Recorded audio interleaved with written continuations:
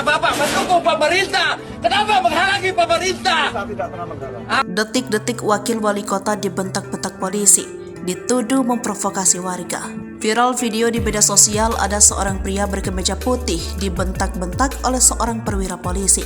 Si pria itu dibentak polisi dan dituding memprovokasi warga di lokasi.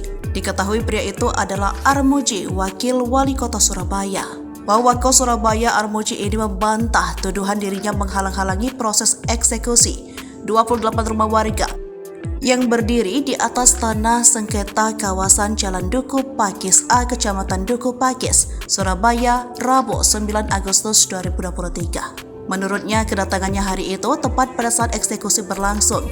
Karena menindaklanjuti laporan warga, Wawako Armuji mengaku mendapat laporan dari warga yang mana rencananya rumahnya mau ada eksekusi. Ia kemudian menanyakan apakah sudah ada produk hukum tetap. Jika itu bukan tanahnya, harus ikuti prosedur yang ada. Warga yang mengakui tanah tempat rumahnya berdiri bukan miliknya sendiri, lanjut Armuji, mengeluhkan belum punya tempat tinggal baru sebagai pengganti. Sebagai wakil pimpinan daerah, dia akhirnya inisiatif datang ke lokasi, berniat negosiasi untuk diberi waktu perpanjangan mencari rumah tinggal baru bagi warga yang digusur.